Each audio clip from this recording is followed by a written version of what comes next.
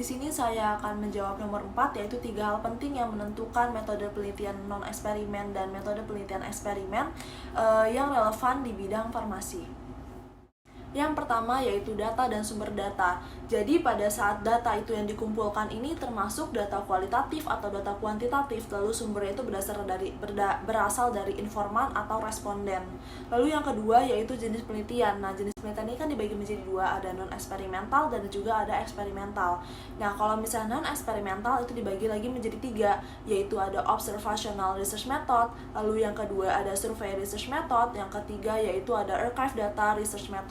Yang pertama yaitu observation research method atau disebut juga dengan metode penelitian observasi. Nah, contohnya itu tentang observasi penelitian kefarmasian di Puskesmas Kabupaten Sleman. Itu archive data research method atau dengan cara mengumpulkan data. Nah, contohnya kayak yang tadi nih, kita mencari tahu persistensi penggunaan obat antihipertensi pada pasien hipertensi rawat jalan di RSUD Panembahan. Nah, itu kan memerlukan data. Jadi dia itu menggunakan metode pengumpulan data dari pasien hipertensi rawat jalan yang ada di RSUD Panembahan ini. Lalu yang ketiga yaitu survey method, yaitu dengan menggunakan metode survei. Contohnya itu pada bidang kefarmasian kita melakukan penelitian tentang survei kepada pasien di terhadap pelayanan kefarmasian terhadap keputusan pasien dalam pengulangan pembelian obat.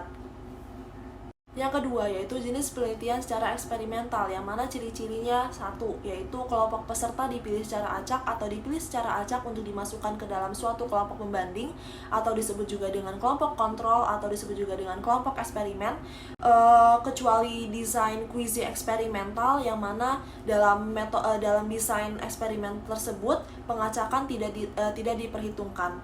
Lalu yang kedua yaitu variabel independen yang mencakup dari mulai perlakuan, penyebab atau variabel eksperimen diterapkan pada kelompok eksperimen.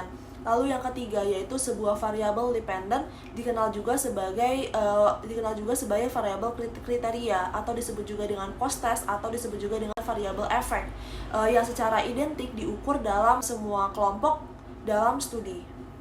Yang ketiga yaitu hasil penelitiannya. Kalau pada penelitian eksperimental dia itu menggunakan control variable sebagai acuan perbandingan hasil sampel. Nah, kalau misalnya si non eksperimental, contohnya survei, dia itu lebih kepada pengolahan data secara statistik, dapat berupa 3D atau animasi visual atau juga dapat berupa statement atau pernyataan.